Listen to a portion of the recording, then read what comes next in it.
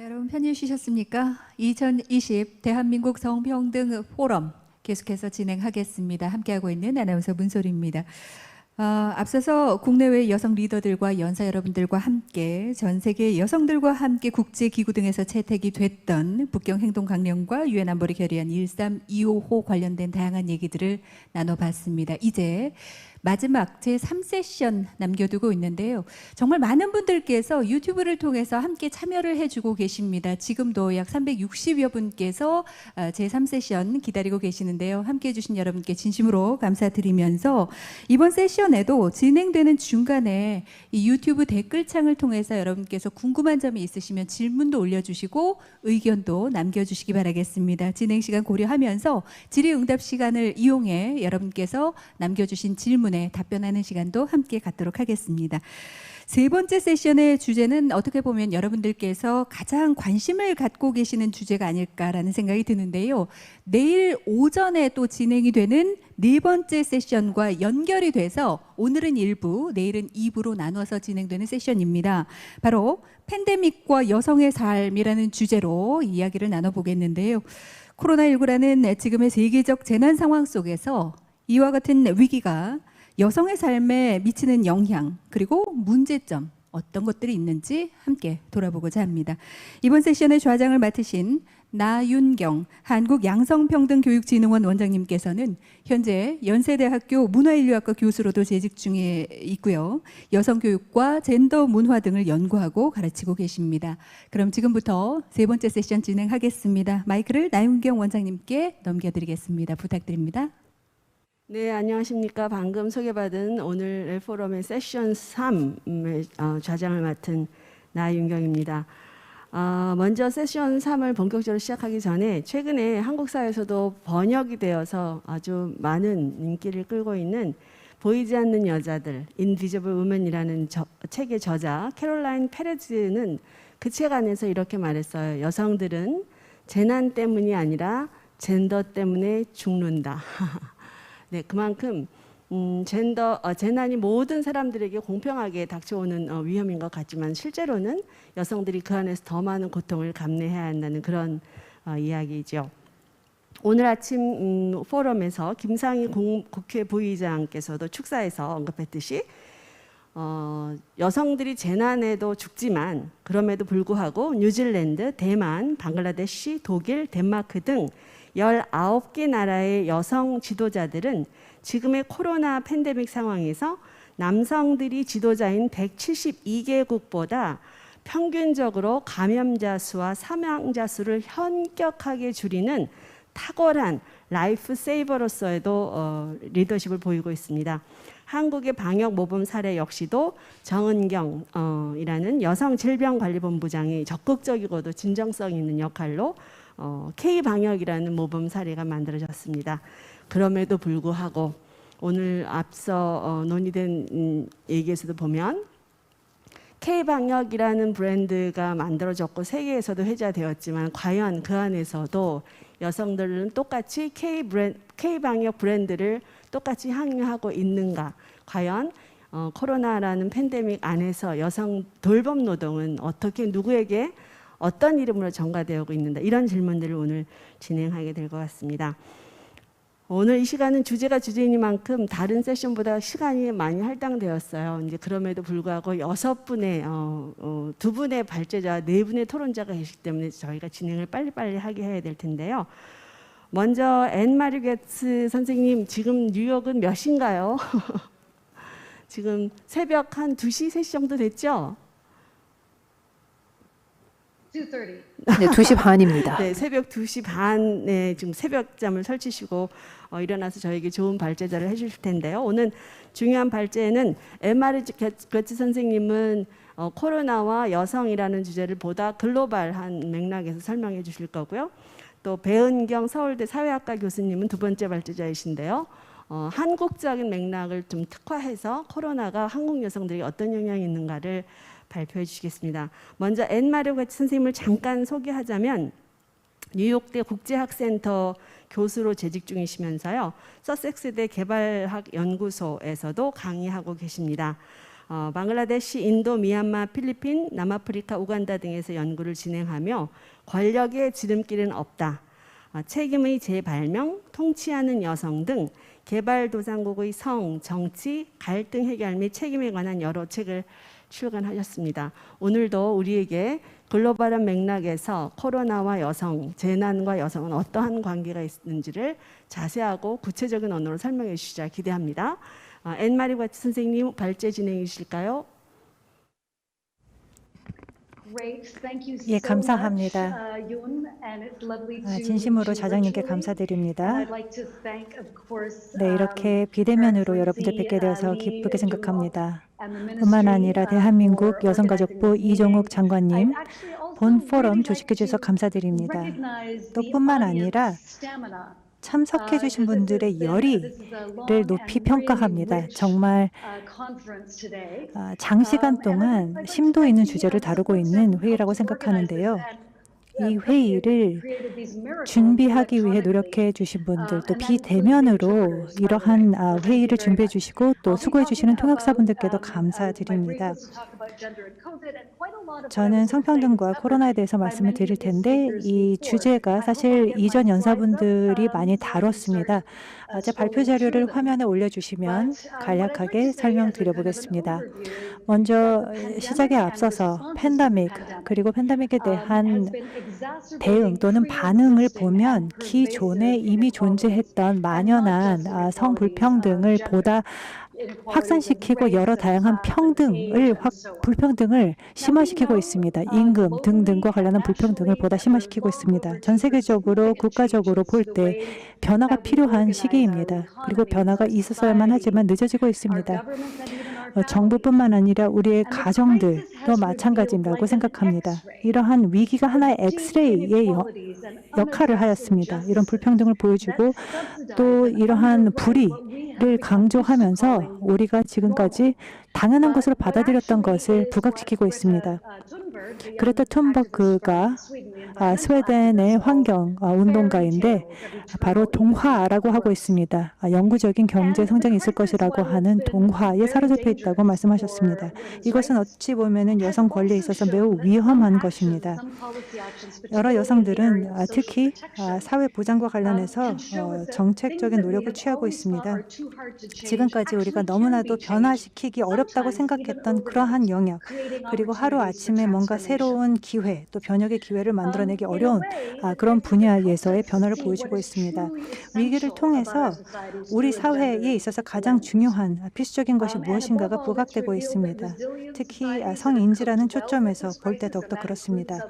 코로나 위기로 인해서 한국뿐만 아니라 여러 사회들은 이제는 그 돌봄에 투자를 해야만 합니다. 또 뿐만 아니라 강건한 이런 사회적인 계약을 갖고 있는 국가들도 있습니다.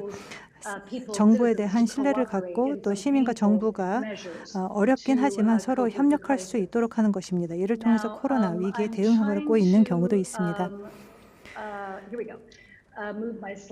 제가 발표를 시작하겠습니다. 이 위기는 분명 젠더와 관련한 영향을 주고 있습니다.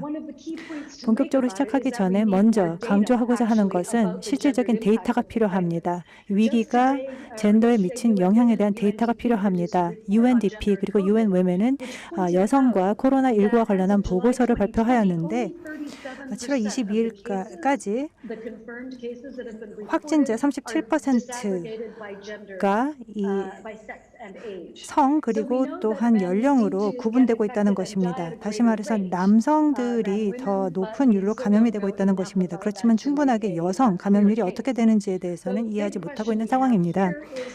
따라서 질문은 다음과 같습니다. 이것이 성평등의 퇴보를 의미하는 것인가? 많은 연사분들께서도 말씀하셨듯이 경제적으로 큰 타격을 여성이 입고 있습니다. 또한 복합적인 영향을 미치고 있습니다. 노동시장 내에 여성들의 실업이 궁극적으로 이들이 시민사회에서 미치는 영향이나 정치 부분에 있어서의 역할, 그리고 성과 또 재생산 권리와 관련한 부분, 또 여성폭력과 관련한 부분에 영향을 미치기 때문입니다. 바티아가 말씀하신 것처럼 팬데믹이 발생하기 전부터 성진전의 큰 진전이 없었습니다. 맥켄지 보고서에 따르면 파란색으로 표시되고 있는데 2014년도 남성과 여성의 노동시장 참여를 보여주고 있습니다. 짙은 파란색은 2019년도 수치입니다. 지난 5년에 걸쳐서 여러 다양한 차원에서 진전이 미진합니다. 물론 교육과 보건 부분에 있어서의 성과는 있었습니다. 그런데 정치 참여와 관련하여서는 어떻게 보면 가부장적인 붉은 선이 있는 것 같습니다. 여기까지는 갈 수 있지만 이 선은 넘을 수 없다라고 하는 그러한 저항이 존재하고 있는 것 같습니다. 따라서 구조적인 문제가 존재합니다. 이것이 궁극적으로 이 위기의 경험에 큰 영향을 미치고 있습니다. 구조적인 문제에는 이러한 성별, 분업, 의식도 있고 돌봄과 관련한 노동, 그리고 가정이 안전한 공간이 더 이상 아니라는 것입니다. 그렇지만 가정이 안전한 공간이라고 사실 많은 사람들이 가정을 하고 이러한 봉쇄 조치나 이동 제한 조치를 여러 국가에서 취했던 것입니다. 그리고 또 보건과 교육과 관련해서 성과가 있었지만 여기에는 또 여성들의 저력이라든지 회복력, 저해와 관련한 문제와도 연결이 되어 있습니다. 또한 정책, 입안과 관련하여서는 많은 남성들이 주도적인 역할을 하고 있기 때문에 이와 관련해서 경쟁이라든지 통제와 관련한 문제가 발생을 하고 있고 협력이 이루어지지 않고 있는 분야입니다. 또 명확하게 코로나19 위기는 여성들의 경제적 위기로 귀결되고 있습니다. 제가 시간이 없기 때문에 구체적으로 말씀드리지는 않겠지만 공식적인 부분에 있어서 또 여성들이 남성 대비하여서 많은 일자리를 잃었습니다. 미국에서는 39%의 공식 근로자들 여성인데 이들의 54%가 실업 상태에 이르렀습니다. 또 비공식 경제 부분에는 많은 여성들이 종사하고 있습니다. 여기는 마찬가지로 엄청난 실업이 발생하였습니다. 구체적인 수치를 다 설명드리기는 어려울 것 같습니다. 시간이 없기 때문이죠. 다음 돌봄 경제입니다. 돌봄 경제에 있어서 여성들이 대부분의 이런 돌봄 노동을 분담하고 있습니다. 즉 동아시아에서 80에서 90% 정도의 모든 돌봄 또는 가사 노동을 여성들이 분담하고 있습니다. 그리고 또 무보수, 무임금 돌봄 노동을 하면서 또 임금이 저하됨에 따라서 여성들의 또 신체적인 또 정신 건강에 영향을 미치게 될 것입니다. 가정 폭력도 발생하고 있습니다.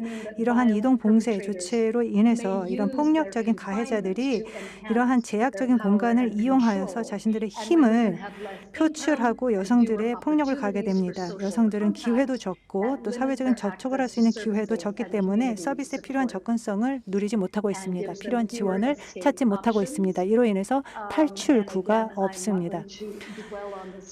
이에 대해서는 너무 말씀드리지는 않겠고요.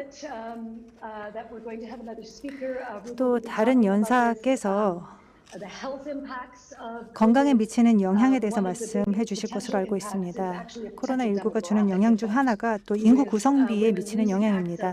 여성들이 이러한 피임이라든지 낙태에 대한 접근성이 제한되는 상황입니다. 이로 인해서 수백만 건에 달하는 원치 않은 임신이 발생할 수 있기 때문입니다. 다음은 젠더 디지털 격차입니다. 많은 분들께서 말씀해 주셨습니다. 모바일 젠더 갭 보고서입니다.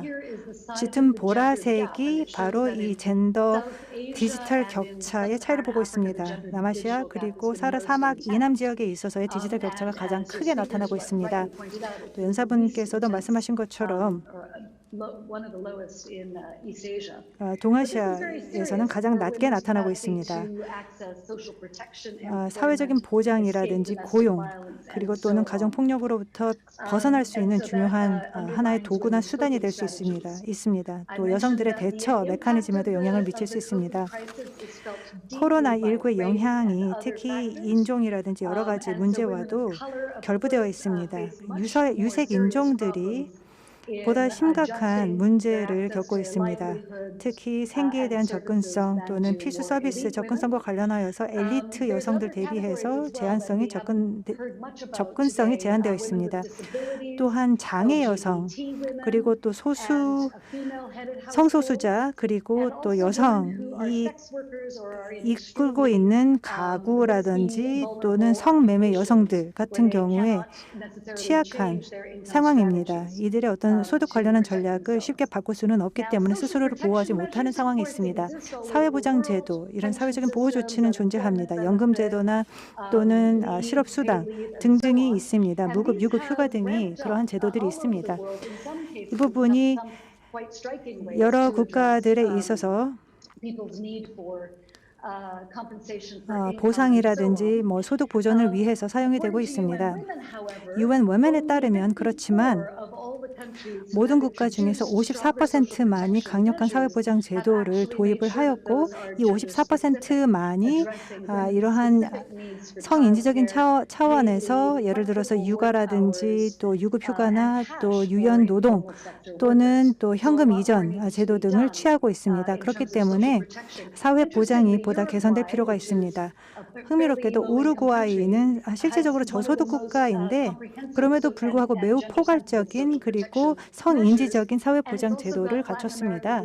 또 남미의 65세 이상 가장 많은 인구가 살고 있는 지역이기도 한데 그럼에도 불구하고 위기에 잘 대응하고 있습니다. 이제 그러면 정치적인 영향에 눈을 돌려보겠습니다. 제키 오닐 그리고 수미타 바수가 말씀하신 것처럼 이런 독재주의의 문제에 대해서도 말씀을 하셨습니다. 그리고 또한 여성 혐오가 존재하고 또 재국가화하려고 하는 그런 시도가 있다는 말씀을 하셨습니다. 그러면 위기가 어떠한 정치적인 영향을 미칠까요? 이러한 정치적인 영향은 이런 독재 정권이 이 위기를 무기화하고 있기 때문입니다.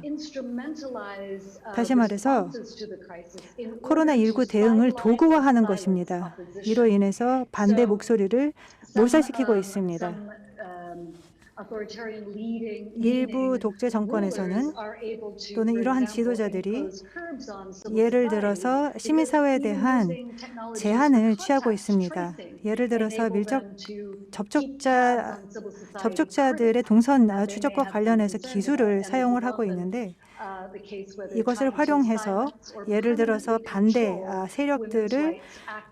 세력들을 묵살시키고 또한 여성운동주의의 힘을 빼려고 하는 것입니다. 그리고 동유럽이나 또 러시아 같은 경우 일부 독재적인 또는 파퓰리즘 또는 우익 정권에서는 출산율에 대해서 걱정을 하고 있습니다. 그러면서 이런 신자유적인 어젠다를 추진하면서 여성들의 출산율을 높여야 된다고 말하고 있습니다. 그런데 이러한 독재 정권들이 이러한 낙태와 관련하여서 헝가리나 폴란드에서 보이는 것처럼 낙태 관련한 권한을 제한하려고 하는 것입니다. 또 코로나19 대응과 관련해서 어떠한 수단이 사용되고 있는가? 군을 동원하고 있습니다. 또 사람들의 병원의 접근성 또는 비상 이러한 의료센터들을 구축하는 데 있어서 이런 군사를 동원하고 있고 이것이 독재주의 하나의 양상입니다. 또 국내적으로 보았을 때 자금의 전용이 이루어질 수 있습니다. 여성운동의 힘을 빼고 또 시민사회에 있어서의 역할을 줄여나갈 수 있습니다. 또 정부에 대한 비판적인 시각을 제공하는 것을 제한하게 됩니다. 국제적으로 보았을 때 또 큰 우려가 나타나고 있습니다. 이것은 사실 위기로 인해서 발생하는 것이 아니라 위기와 동시다발적으로 발생하고 있는 것입니다. 국제적으로 다자 제도들의 다자 기관들의 여성 관련한 역량을 약화시키고 있는 추세들이 있습니다. 특히 올해에 여성 권리와 관련한 여러 가지 이행점검 회의 그리고 또 베이징 플러스 25와 관련한 이행점검 회의가 개최될 예정이었습니다. 지금 이 포럼이 개최되고 있는 것은 다행이지만 멕시코 그리고 프랑스 같은 경우에는 두 차례 중요한 베이징 플러스 25와 관련한 회의를 개최하려고 했었습니다만 코로나로 인해서 모두 내년으로 연기가 되었습니다. 또 뿐만 아니라 참정권 기념 100주년 기념 그리고 UN 결의안 13255와 관련한 기념 행사가 모두 지연이 되고 있습니다. 이로 인해서 시민사회의 어떤 고찰이라든지 반성이 이루어지지 못할 수 있습니다. 그래서 2012년도와 비교해 보았을 때 특히 다자 포럼 내에서 이러한 여성 권리와 관련한 규범적인 협의와 관련해서 많은 논의가 있었습니다. 2012년도 반기문 총장이 제5차 세계 여성대회를 가져야 한다라고 촉구하였습니다. 그리고 당시 유엔 총회에서는 너무 위험한 것 아니냐라는 의견이었습니다. 이미 이러한 우익화가 또는 그 여성 혐오를 갖고 있는 그런 정권들의 목소리가 커지고 있었기 때문입니다. 그래서 2015년도 20주년 베이징 행사를 했었다면 어땠을까요? 아마도 우리가 북경 행동 강령을 5년 전에 더욱더 강화시키고 재확인할 필요가 있었을 것입니다. 또 뿐만 아니라 대대적인 청년 세대 목소리를 동원해야 했었을 것입니다. 그렇지만 안타깝게도 그때 그 일정이 지연되었고 연기되었습니다. 그렇기 때문에 우리는 포용적인 다자주의가 필요합니다. 여성의 권리에 대한 의지를 버려서는 안 될 것입니다. 제가 여러 포럼에서도 랍 젠킨슨과 함께 쓴 기사에서도 밝힌 바 있지만 이런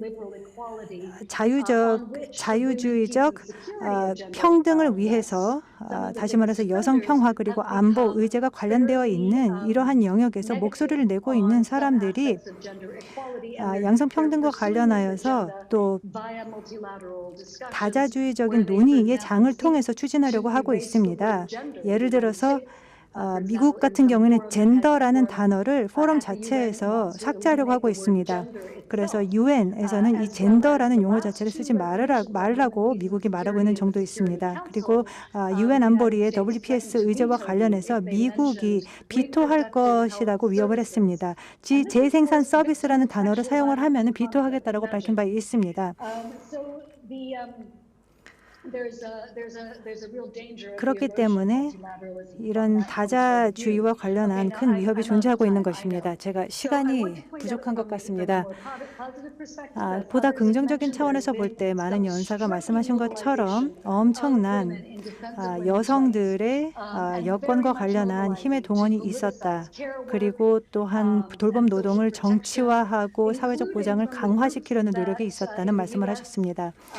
미국에 있는 특히 공화당 같은 경우에는 이런 도시에 살고 있는 백인 여성들이 이제 코로나19로 인해서 분노를 표출하고 있습니다. 또 뿐만 아니라 Black Lives Matter라고 하는 흑인 인권 관련한 운동이 이루어지고 있습니다.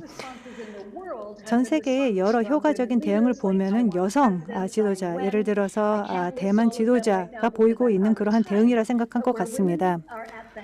여성들이 코로나19 대응에 선두 지휘를 할 때 확실하게 코로나와 관련한 사망률이 6배 더 하락합니다. 이들이 사회, 복지 그리고 권리에 초점을 두고 있기 때문입니다. 우리 또 좌장께서도 말씀하신 것처럼 한국에서 우리 질병통제국의 정은경 본부장님께서 계신 것처럼 라이사 에저리입니다. 사회복지 담당자인데요. 필리핀에 있는 이런 자유자치구를 이끌고 있는 사람인데요. 여성들에게 이런 애드버커시 활동을 하고 있는 모습입니다. 마무리하겠습니다. 코로나19 위기로 인해서 우리에게 가장 중요한 것이 무엇인가에 대해서 다시 한번 생각하게 하는 기회를 주었습니다. 사회를 변혁시켜야만 합니다. 또 돌봄을 위해서 사회를 바꿔야 합니다. 우리가 직면하고 있는 과제를 보면 이런 회복 노력으로 인해서 성평등의 문제가 다시 부차적인 문제로 밀려날 수 있다는 것입니다. 이것을 미루게 되면 궁극적으로 가부장적 제도에 다시 한번 영향을 받을 수밖에 없을 것입니다. 여러분 다시 한번 이 대한민국 성평등 포럼 개최를 축하하고 여러분들 변혁적인 노력이 있기를 기대합니다. 감사합니다. 네. 그 짧은 시간에 엄청난 말씀을 해주시냐고 이 새벽 2시 반에 괴치 선생님 다시 한번 감사드립니다. 뭐 다 청중들께서 다 들으셔서 제가 따로 정리할 필요는 없다고 느낍니다만 그래도 다시 한번 간략하게 말씀을 드리자면 괴치 선생님은 재난이 만연하게 재난일 뿐만 아니라 우리에게 어떤 면에서 다시 뭔가를 경각심을 갖고 다시 사회를 변화시켜야 된다는 의지를 다져내는 기회가 될 수 있다라는 말을 하는데 그 키워드는 도살핌. 지금 한국 정부 역시도 아마 배은경 스님께서 말씀해 주시겠습니다만 케어를 중심으로 한 사회 변혁을 일으켰을 때 다시 가부장주의 사회로 환원되지 않는 그런 우리가 기회가 될 수 있을 것이다라는 말씀을 해주셨습니다. 괴치 선생님 역시도 대만의 사례를 들면서 여성을 지도자로 두고 있는 나라가 훨씬 더 방역에 지금 선제적이고 왜냐하면 보호와 복지와 돌봄에 방점을 두고 있기 때문에 훨씬 더 방역에 잘 선방했다 이런 말씀을 하셨습니다. 그래서 이번 코로나가 여성들에게 다시 한번 사회 변화의 그 꿈을 꾸고 결기를 다질 수 있는 기회가 됐으면 좋겠다는 취지의 발언을 해주셨습니다. 다음은 서울대 사회학과의 배은경 교수께서 한국을 맥락으로 한 코로나와 여성의 젠더에 대한 얘기를 해주실 텐데요. 배은경 쌤은 서울대 사회학과 그리고 여성합동가정 겸임 교수이십니다. 저서로는 현대 한국의 인간 재생산이라는 책이 있으면서 사회학, 한국사회 페미니즘 이론을 전공으로 한국 여성학 페미니즘 연구 등 한국 페미니스트의 대표 학자 중에 한 명으로 지금 열심히 학생들을 가르치시고 연구를 하고 계십니다. 배은경 선생님의 발표를 청해 듣도록 하겠습니다. 배은경 선생님. 네. 안녕하세요. 앞에 말씀 이어서 저는 조금 한국의 특수성에 대해서 초점을 맞춰서 말씀을 드리게 되었습니다. 이런 대한민국 성평등 포럼이 무사히 이제 비대면이지만 열릴 수가 있었고 이렇게 많은 분들이 참여하실 수 있다는 것 자체가 굉장히 기쁘고 영광스러운 일인 것 같습니다. 그래서 지금 여기 관심 가져주시고 지금 이렇게 진행될 수 있게 일해주시는 모든 보이는 보이지 않는 분들께 감사드립니다. 자, 저한테 주어진 시간이 이제 20분입니다. 그래서 일단 그 앞에서 이제 계속 이 코로나 19라는 재난과 여성이라는 이 그 똑같은 이슈를 가지고 많은 연사분들이 말씀을 해주셨기 때문에 저는 조금 이제 한국 사회에서 지금 우리가 보고 있는 현실이 어떠한가를 조금 압축적으로 정리해드리는 그런 발표를 준비를 했습니다. 그래서 여러 번 말씀하셨지만 이 감염병이라고 하는 재난은 모든 사람들이 다 이제 어떻게든 평등하게 노출이 되죠. 하지만 그 재난을 경험하는 방식은 굉장히 다릅니다. 그래서 사회 속에서 좀 더 취약한 위치에 놓여 있는 사람들에게 이 재난의 고통이 집중되는 경향이 있죠. 그래서 우리가 여성과 이 코로나19의 그 상황에 관계에 대해서 생각을 할 때는 그렇다면 한국의 여성들이 놓여 있는 이 취약성의 구조라고 하는 것이 무엇인지를 우선 이해하고 출발해야 될 것 같습니다. 여기서 말씀드리는 여성이 놓여 있는 취약성이라는 것은 여성이라는 존재로부터 자연적으로 그 분비되어 나오는 그런 취약성이 아니라 이 사회의 젠더 구조 안에서 여성이라고 하는 집단이기 때문에 어떤 여성이라는 위치에 놓여 있는 사람들이 갖게 되는 취약성을 말씀드립니다. 그래서 이제 젠더 관점을 갖겠다라는 말씀이고요. 그다음에 이제 지금 현재 이 코로나19의 상황에서는 사실은 그 직전까지 이것이 이제 이렇게 그 돌출적으로 나오기 전까지는 우리는 굉장히 글로벌라이즈 되어 있는 일상을 살고 있었어요. 그러니까 이런 국제 협력이라든지 국제 정치의 상황뿐만이 아니라 그냥 너무 자연스럽게 휴가를 해외로 간다던가 뭐 우리가 몸이 그렇게 움직일 뿐 아니라 뭐 이런 그 물류라던가 우리의 생활 방식 자체가 완전히 글로벌화 되어 있었던 그런 삶이었는데 이 코로나19가 가져온 가장 중요한 핵심은 일단 모든 글로벌 사회 체제라고 하는 게 스탑이 됐다라는 것이죠. 그래서 개별 정부, 개별 국가의 역할이 굉장히 중요해지고 국제 협력이라는 것도 개별 정부나 개별 국가들끼리의 협력이 되었다. 그래서 우리가 이제 민간 부문의 어떤 협력이라든지 시민사회적인 관계라든지 이런 부분들을 얘기하기 굉장히 어려워졌고, 아까 앤마리 괴츠 선생님 말씀하신 것처럼 시민사회의 활동 그 자체가 굉장히 위축되는 상황이기 때문에 이 시민사회가 여기에 대해서 어떻게 대응하고 있는가 이런 얘기를 할 수조차 없는 그런 특징을 갖고 있습니다. 그래서 실제로 이제 이 재난으로서의 그 코로나19를 생각을 할 때 제일 중요한 것은 국가가 어떻게 행동하느냐, 이 재난에 이 정부나 지자체가 어떻게 대처하느냐라고 하는 것이 굉장히 중요한 상황이고, 그래서 저의 오늘 발표도 그 대처 방식이라고 하는 것이 무엇인가라고 하는 1차적인 초점을 두고 있습니다. 그래서 국가라고 하는 차원이 이제 정부나 중앙정부나 지자체나 이런 그 모두 이제 합쳐서 이제 국가라고 우리가 부른다면, 그 국가의 1차적인 관심사는 두 가지인 것 같습니다. 방역. 일단은 방역이죠. 이 재난을 스탑시키는 것. 그리고 이것이 가져오는 엄청난 이 경제적인 충격을 어떻게 완화할 것이냐. 우리가 정말 성장은 고사하고 엄청난 마이너스 성장 속에서 이 모든 사람들의 경제적인 어떤 삶이 이제 되게 나빠질 거라고 하는 게 너무나 현실적으로 드러나고 있는 상황에서 이 두 마리 토끼를 이제 쫓고 있는 거죠. 방역이라는 것과 경제적인 충격 완화라고 하는 것. 그래서 그런 상황에서 이제 일상인들, 우리 한국인들, 삶을 사는 우리 개개인들은 어떤 상황이 되느냐. 이제 제가 그 다음에 쓴 방역과 격리라고 하는 것은 국가가 하는 일입니다. 국가가 어떻게 방역하고 사람들을 계속 격리를 시키고. 근데 그 개인의 차원에서는 이것 안에서 어떤 삶이 되냐면 위생 관리를 하게 되는 거죠. 우리 개개인들이 정말 이렇게까지 손을 열심히 씻을 수가, 막 이런 그 이전에 생각하고 있던 그 모든 위생 관리의 수준이 이제 굉장히 올라가고, 그와 동시에 이제 사회적 거리두기로 인해서 실질적으로 사람과 사람이 만나는 모든 활동이 굉장히 위축되는 것을 보여주는 것이죠.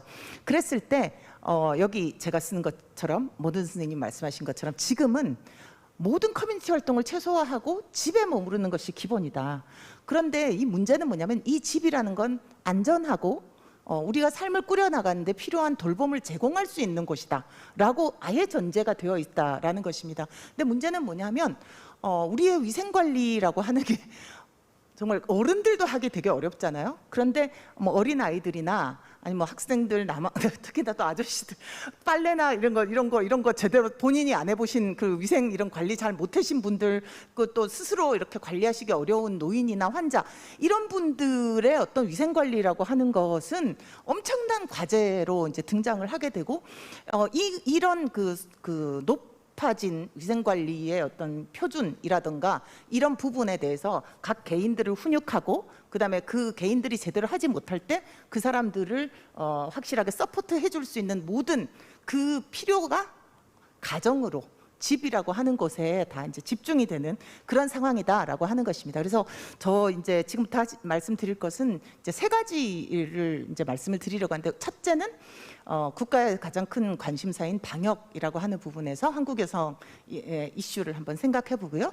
그 다음에 이제 국가가 생각하는 경제적 충격 완화라고 하는 측면에서 다시 한번 생각을 해보고, 마지막으로 이 안전한다고 가정되어 있는 그런 집이라고 하는 것 속에서 실제로 우리가 일상적일 때의 돌봄 수준보다 훨씬 더 높은 수준의 돌봄을 요구하는 이런 상황에서 돌봄이라고 하는 것이 우리 이 지금 코로나19 상황 속에서 어떻게 조직화되고 있는가라고 하는 세 가지 측면에서 보려고 합니다. 그 처음에 젠더 관점에서 보려고 하는데 뭐 되게 글자가 많이 있죠. 근데 지금 시간도 많지 않고 해서 제가 드리고 싶은 건 이거예요. 맨 왼쪽에 있는 근대 이전에 이제 며느리로서 애 낳고 뭐 이런 여성은 그런 존재다라고 생각했던 그 시간으로부터 지금 우리가 살고 있는 2020년까지가 사실 한 60년? 50년에서 60년 사이의 변화를 한 것이고요. 그 압축적 근대화 과정에서 여성이나 어머니 노릇이라고 하는 것이 국가의 발전과 가족의 계층 상승을 위해서 굉장히 도구적으로 동원되어 온 그런 시기가 한 30년 정도였다고 하면, 우리가 IMF 이후에 한 2000년대 한 20년이죠. IMF 이후에 우리가 20년 정도를 산다고 하면, 이 탈근대적이고 신자유주의적인 시대 속에서는 이런 국가를 위한 국가 발전을 위한 도구로서의 어떤 어머니라기보다는 이 우리 일상인들의 경쟁이 격화가 되면서 모두가 이제 추락 방지를 위해서 교육 투자를 하고 그 자녀를 잘 키우기 위해서 뭐 이런 부분 제가 여기다 썼지만 무한히 일찍 시작되고 오래 걸리는 스펙 쌓기 이런 것 때문에 그 집중적인 모성이 굉장히 강조되면서 결국은 어머니는 교육 투자의 경제적 부담도 급증했기 때문에 뭐라고 하니까 교육 투자를 해봤자 돈을 해도 회수가 불가능한 이런 상황이 됐죠. 그래서 이제 돈을 벌어서 엄마 노릇을 제대로 하겠다. 그래서 이제 과거에 집에서 돌봄 역할만 하는 그런 것이 어머니다가 아니라 어머니 노릇을 잘하는 것 자체는 소득도 그다음에 매니저로서의 무슨 정보 능력이라든가 이런 것까지도 다 포함하는 그런 역할로 바뀐 거죠.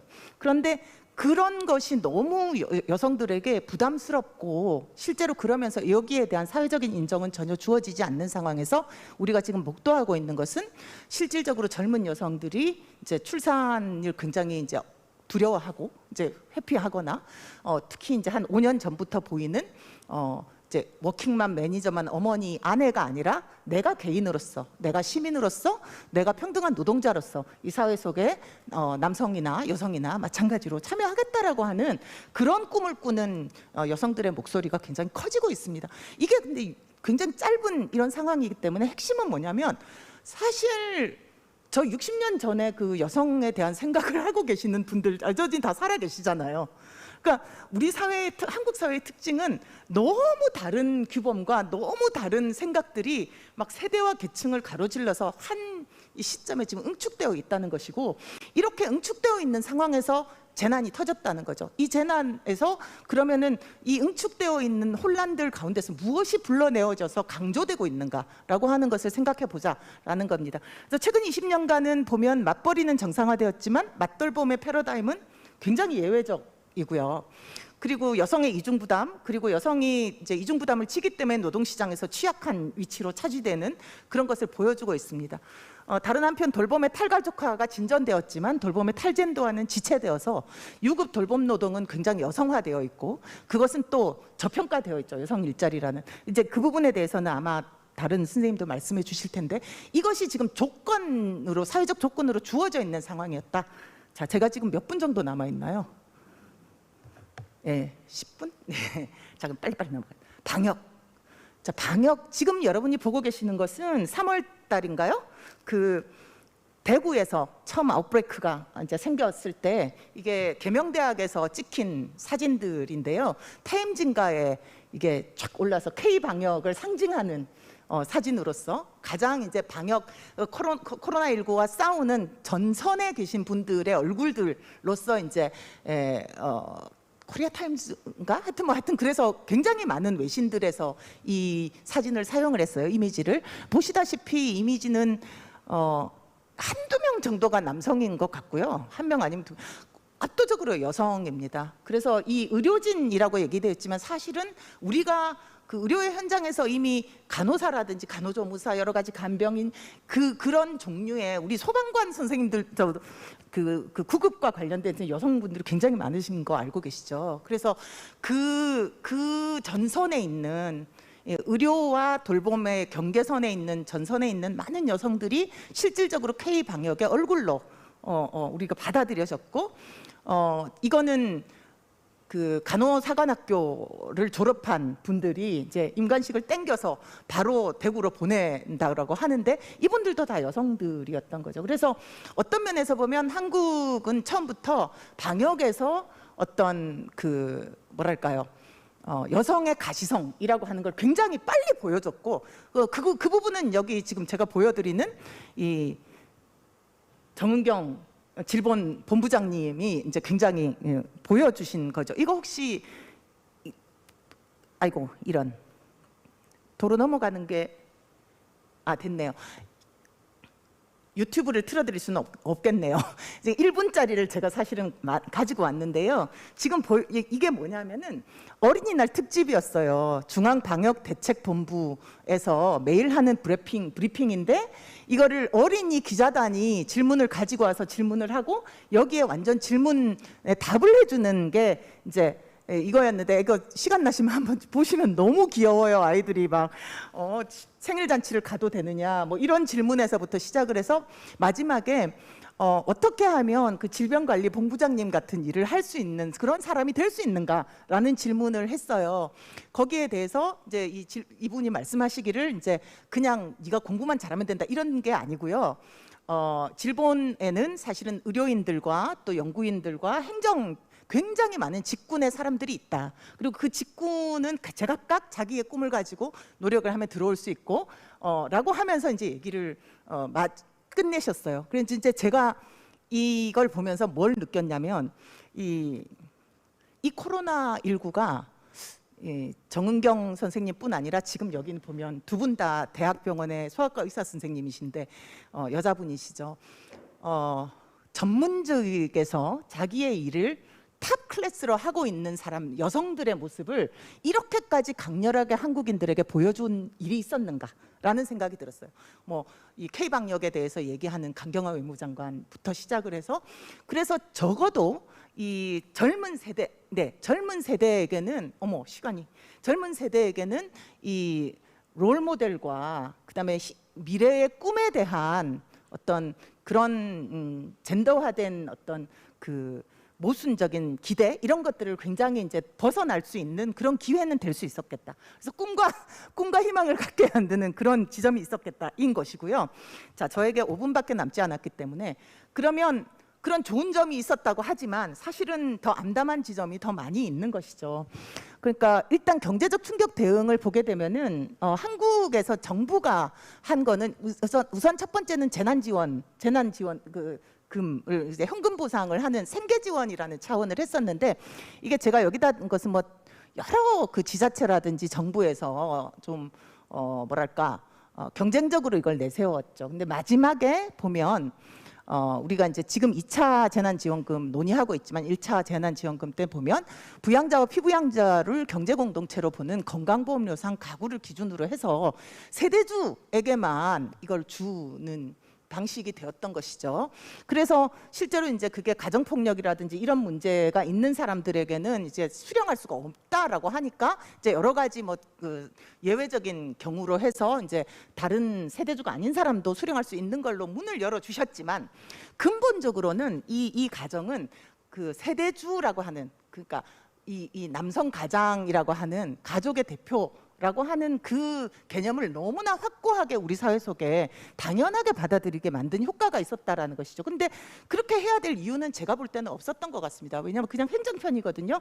사실은 이게 의료보험이나 이런 거를 사용을 해서 수령할 대상자들을 걸러내고 나서 그 다음에는 사실은 개인 베이스로 줄 수도 있는 거죠. 그런데 행정적인 어떤 그 시급성 이런 얘기를 하면서 그냥 이걸 했는데 그래서 뭐 못 받는 사람 없게 하겠다 정도이지만 이것이 갖는 어떤 그 제도적이고 이데올로기적인 효과에 대해서는 너무나 고려가 없었다라고 하는 말씀을 드리고 싶고 아동돌봄 쿠폰의 경우는 이제 아이들한테 뭐 40만 원씩 이렇게 좀 상품권 주셨는데요. 이게 보면 2019년에 아동수당이 이제 거의 보편 수당으로 이제 주기 시작했어요. 그런 행정적인 베이스가 있었기 때문에 그 베이스를 사용해서 딱 줄 수가 있었던 거예요. 그럼 이걸 보면 모든 것은 기본적으로 이 국가가 가지고 있던 기존의 돌봄 체제라고 하는 것을 활용해서 그것에다 조금 더 보태주는 방식이라는 거죠. 근데 다행히 기존의 돌봄 체제라는 게 좀 있어서 이런 뭐 돌봄 쿠폰 이런 것도 줄 수가 있었지만 그것조차도 없었다면 우리가 2019년 이전에 그런 제도가 없었을 때였다면 우리는 어떤 식으로 그거를 줄 수 있었을까? 그걸 또 생각할 수 있겠고요. 그다음에 이제 노동시장에서의 이제 그 변화를 보시면 제가 그냥 맨 끝에 보면 2020년 제가 이고요. 이제 노동시장의 위치는 아마 김윤영 선생님께서 더 말씀해 주실 것 같은데 핵심은 지금 이 표는 성별 취업자와 고용률 증감을 보시면 2020 맨 끝에 있는 2020년 4월 이때 보면 푹 떨어지는데 역시 우리가 예측할 수 있듯이 여성들이 확 더 많이 줄어들고 있죠. 예. 그다음에 넘어가겠습니다. 이거는 사실은 모든 경제적인 그 위기 때 항상 여성이 먼저 충격을 받고 그 뒤에 이제 뭐랄까요? 그 고용률이 이렇게 되는데 이게 이제 IMF 때 그다음에 2008년 위기 때 그리고 코비드 시기입니다. 그러니까 여기서 그냥 많은 말씀을 드릴 수 있지만 그냥 마지막으로 한 가지만 좀 드리자면 여성들이 먼저 충격을 받습니다. 그리고 그 뒤에 회복될 때는 보면요 여성들의 고용률이 먼저 올라가는 게 보이거든요. 근데 이게 여자들이 나쁜 일자리로 다시 들어가는 겁니다. 그러니까 그 고용률은 올라가지만 위기가 회복될 때는 더 나쁜 종류의 일자리가 늘기 때문에 그 나쁜 종류의 일자리에 여성들이 먼저 충원되는 이런 모습들을 보이고 있는데 이게 이제 이번 이후에는 어떻게 될 것인가인 것이고요. 이거는 이제 성별 임시휴직자를 봐도 여성들이 훨씬 많다는 걸 보여줍니다. 문제는 이제 이런 그 개인들이 갖고 있는 이제 어려움들에도 불구하고 이제 이런 것 때문에 경제적인 성장 동력을 어떻게 찾을 거냐라고 하는 것에 대해서도 정부가 굉장히 꿈을 이제 보고 있는데 문제는 뭐냐면 이 한국판 뉴딜이라고 하는 게 지금 기획재정부에 있고 2025년까지 그 190만 개의 일자리를 만들겠다. 그러니까 재정을 투입을 해서 어떤 경제 성장 동력을 키우겠다는 것인데 여기 보면 돌봄 일자리가 없어요.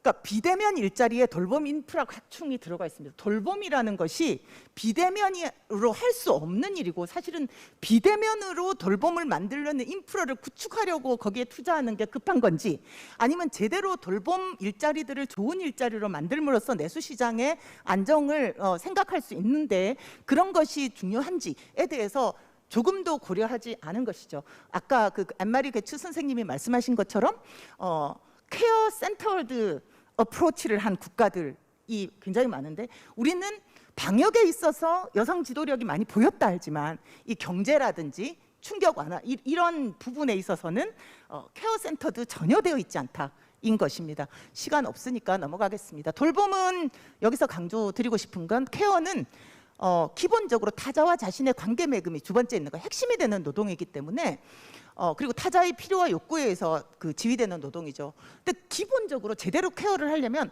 전인격적인 상호 개방이 필요합니다. 예. 그리고 그것은 대면 접촉과 연결, 커넥트가 되지 않고서 제대로 돌봄이 되지 않죠.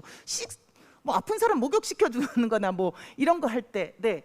그래서 그럴 때에 이 비대면으로 할 수 있는 돌봄이라는 것은 한계가 있다. 근데 만약에 이것을 비대면이나 디지털 기술로 이걸 완전히 물론 필요하겠죠. 조금 그런 기술을 통해서 어떤 돌봄 서비스의 중요함을 맞추는 건 필요하겠지만 이 실제로 돌봄을 행하고 있는 노동자들 대부분의 여성들인데 이 여성들이 어떤 그 노동시장 위치에 있느냐에 대한 생각을 하지 않고 또 이분들에게 실제로 임금 보전이나 일자리를 주어서 우리가 조금 더 확실하게 돌봄의 어떤 경제가 발전하게 함으로써 이 경제가 발전할 수 있다라는 생각은 별로 안 하시는 것 같습니다.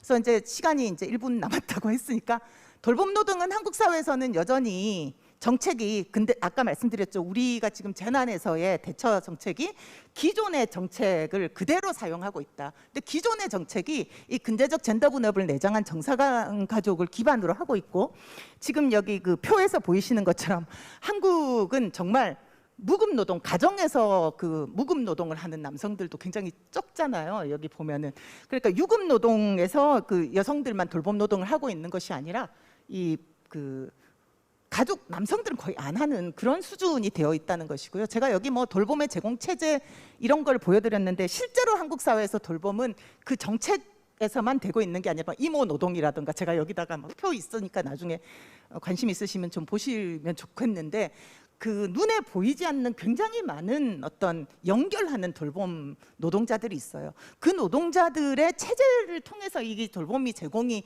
일어났는데 지금 그게 모두 스탑이 돼 있는 상태에서 우리 정부는 우리 국가는 그 돌봄을 정말 정부에서 직접 제공하고 있던 서비스에만 도와주면서 이렇게 아이돌봄의 어려움을 도와주시겠다라고 말씀을 하고 있다라는 얘기입니다. 간단히 말씀드리자면 지금 코로나19 위기 속에서 지금 현재 가족 내 돌봄은 전형적으로 정상가족과 근대적 젠더 분업 속에서 재현되죠. 이게 보시죠. 남편이 재택근무해서 삼시세끼 밥하는 게 제일 걱정이다. 사실 저도 애 키우면서 참 재택근무해야 돼가지고 정신이 하나도 없는데 그 집에서 재택근무하는 여성 노동자는 아예 언론의 꿈에서 생각이 되지 않고요. 자녀에 대한 돌봄 역시 학교나 맞벌이 부분의 부담만으로 이해됩니다. 즉 교육 투자의 관점에서 생각되기 때문에 제가 말씀드린 것처럼 훈육이라든가 위생관리라든가 또 다양한 가족 가족의 어떤 그 내에서의 다양한 갈등의 증대라든가 노인이나 장애인에 대한 돌봄 이런 것들은 전혀 지금 얘기를 못 하고 있다. 그래서 여전히 이런 그리고 실제로 이제 그 긴급 돌봄의 어떤 부담 같은 것이 가장 노동 시장에서 좀 열악한 위치에 있는 노동자들에게 집중되고 있다. 그래서 결국 이제 국가의 대처의 공백이 있을 때 여성들의 유연한 대처, 유연한 것으로 할 수밖에 없었다라는 점을 말씀드리고요. 마지막으로 그래서 결국은 한국 사회에서 가족과 노동시장 모두에서 위험과 부담이 여성화되고 있고 그리고 그 여성의 존재가 비가시화되고 있다라고 하는 말씀을 드리고 싶습니다. 그리고 그렇기 때문에 코로나19 상황에서 역설적으로 아까 안마리 스님도 말씀하셨지만 우리에게 필요한 사회적 과제는 지금까지 늘 해왔던 과제인 것 같습니다. 돌봄을 탈젠더하고 가족 내에서 민주화나 노동의 성평등화 그리고 돌봄의 접근이 우리의 정치적 결정에 더 많이 발전될 수 있도록 반영될 수 있도록 여성의 정치적 대표성을 증대하는 것이 사회적 과제로 있겠습니다. 감사합니다. 좀 짧은 시간에 여러 말씀을 해주셔서 너무 감사드리고요. 정말 시간이 짧은 것이 매우 안타깝게 느껴집니다. 그 첫 번째 발제해 주신 고혜지 선생님하고 우리 배은경 선생님께서 굉장히 공통점이 있으신데요. 아까 고혜지 선생님께서 재난은 기존의 만연한 불평등을 심화시킨다라는 말로 발제를 열었는데 그 심화시킨다는 그 기존에 만연한 불평등이 심화되는 한국적 맥락을 배은경 선생님께서 아주 잘 짚어주셨다고 생각합니다. 배은경 선생님의 마지막 발제 그 슬라이드에 여성들이 돌봄 감옥이라는 표현을 쓴 것이 굉장히 인상적이었어요. 우리 오늘 발제자 중에 어떤 한 분 선생님께서도 따님이 학교를 못 가니까 집에서 이제 수업을 해야 되는데 숙제가 음식 만들어서 영상에 올리는 거였대요. 그런데 초등학교 3학년, 4학년 여아가 혹은 남아가 어떻게 무슨 음식을 만들겠어요. 당연히 엄마가 옆에서 도와줘야 되는데 그 엄마는 직장 있는 어머니예요. 그러면 이 어머니의 자아는 어떻게 분열이 될 것인가. 뭐 이런 문제를 끝도 없이 파고 들어가면 이 컨퍼런스가 3일, 4일, 일주일이 가도 여성들의 그 참악하고 참담한 정말 감옥 같은 현실을 다 못 드러낼 것 같다는 생각을 합니다. 네, 오늘 두 분 발제자 아주 인텐시브한 발제의 내용을 들으시고 우리 네 분의 토론자를 모셨어요. 네 분의 토론자께서도 본인이 하고 계신 일과 경험에 비추어 오늘의 이 두 발제, 훌륭한 발제에 대해서 토론해 주시라고 믿습니다. 먼저 토론자로 임해 주실 임윤옥 한국여성노동자회 자문위원님을 소개해 드리겠습니다. 시간 관계상 선생님은 긴 소개는 안 드리겠습니다. 네, 바로 토론해 주십시오. 네. 네, 안녕하세요. 반갑습니다. 두 분 선생님의 발제 잘 들었고요. 뉴욕이지만 굉장히 강한 연결성을 느끼는 그런 발제였습니다. 저는 오랫동안 여성 노동 현장에서 이제 일을 했기 때문에 그 경험을 근거로 토론을 해보도록 하겠습니다. 저는 한국의 여성 노동 문제의 가장 핵심은 여성 노동의 주변부하에 있다고 생각합니다. 이게 단순히 여성이 저임금 불안정 일자리에 있다, 거기에 많이 배치되어 있다, 그런 얘기만이 아니라 단순 노무직에서 전문직에 이르기까지 이 주변부화라는 것이 관철되고 있다라고 생각이 들고요. 일종의 한국의 여성 노동 사용 설명서라고 저는 생각을 하고 있습니다. 그리고 여성이 이렇게 노동시장에서 주변부화 되는 게 앞에서 발제에서도 말씀하셨지만 돌봄 책임이 민주적으로 배분되지 않는 것, 이거와 이제 굉장히 밀접한 관련이 있고, 제가 이제 그래서 말씀드리려고 하는 거가 코로나19 위기가 여성에게 집중되고 있다라고 하는 것을 좀 더 통계들을 이용해서 말씀드릴 건데, 그렇게 된 위기가 여성에게 집중되는 것도 바로 앞에서 말씀드린 두 가지, 여성 노동이 주변부에 배치되어 있고 돌밥 이렇게 이제 얘기하잖아요. 예, 과도한 돌봄 책임이라고 하는 것이 결국 여성을 위기로 몰아넣고 있다. 그럼 이제 우리가 어떤 대책을 수립할 것인가? 우리 사회가 어떠한 이 위드 코로나라고 하잖아요. 요즘에는 이 과정에서 어떤 사회를 지향해야 될 것인가라고 하는 것을 말씀드리도록 하겠습니다. 코로나19로 여성 일자리가 얼마나 위협받고 있는지를 통계를 통해서 말씀드리겠는데요. 이게 지금 3월부터 7월까지 취업자 감소입니다. 그 전체 취업자 감소를 보시면 4월 이후로 5, 6월, 7월은 좀 취업자가 줄어들었는데요. 한 가지 일관되게 관찰되고 있는 것은 그 취업자 감소의 성별 비중입니다. 성별 비중을 아래 보시면 거의 60% 이상을 항상 일관되게 지금 그 비중을 차지하고 있습니다. 일자리를 잃은 여성 일자리를 잃은 사람 3명 중에 2명이 여성에 해당된다라고 하는 것을 알 수가 있고요. 그리고 이제 그러면 이 여성이 어떤 여성이냐라고 하는 것을 보기 위해서 종사상 지별 취업자 증감을 좀 보도록 하겠습니다. 보시면 상용직은 계속해서 증가하고 있는데 임시 일용직의 취업자 감소가 매우 두드러지게 나타나고 있습니다. 근데 임시직의 또 그 성별 비중을 보면 저는 마치 이게 무슨 법칙 같아요. 60% 이상이 또 여성에 해당이 됩니다. 임시직 감소의 60%가 여성이고, 그래서 코로나19 일자리 위기는 다름 아닌 여성 중에서도 여성 임시직의 위기라고 하는 것을 알 수 있습니다. 일시휴직이라고 하는 거가 우리가 앞에서 경험했던 IMF나 그 금융발 위기하고 매우 다른 이제 특징이 이 일시휴직인데요. 이 일시휴직자도 보면은 일시휴직자의 62.5%가 여성입니다. 일시휴직자 3명 중 2명이 여성인데 주로 어떤 산업에 종사하냐면 보건사회복지, 교육, 도소매, 숙박, 음식점.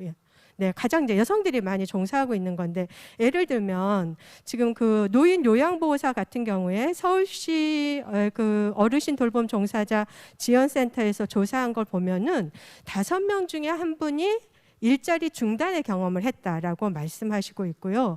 마스크가 지급되지 않거나 또 한두 번밖에 지급되지 않았다라고 하는 분들도 5명 중에 4명입니다. 사실 요양보호사는 1대1로, 제가 요양보호사는 1대1로 돌보기 때문에 굉장히 이 비대면 사회의 밀착 노동자인데 얼마나 그 수입 불안이라든가 방역에 취약한 상태에서 일을 하고 있는지 알 수 있고요. 교육 서비스업 같은 경우에는 학교가 문을 닫아서 학교 방과 후 강사 같은 경우에는 수입 조사를 했더니 0원입니다. 어느 정도로 지금 이 위기가 여성의 위기로 집중되고 있는지 알 수 있습니다. 그렇다면 우리가 이 지금 그 갖고 있는 고용보험이라고 하는 그러한 사회 안전망에 여성은 그럼 얼마나 들어있나, 이제 이런 걸 살펴봤더니 그 아래 보시면 취업자 의 비중이 있는데 전체 여성 취업자, 그러니까 일하는 여성 전체로 봤을 때 고용보험에 가입되어 있는 사람은 47.7%, 그러니까 52.3%가 이 고용보험의 바깥에 사각지대에 놓여 있다는 거고요. 실제로 그 고용보험 적용 대상자인데도 고용보험에 가입되어 있지 않은 사람은 31.3%입니다. 일자리 위기가 집중되어 있고 사회 안전망에 얼마나 사각지대에 놓여 있는가를 알 수 있습니다.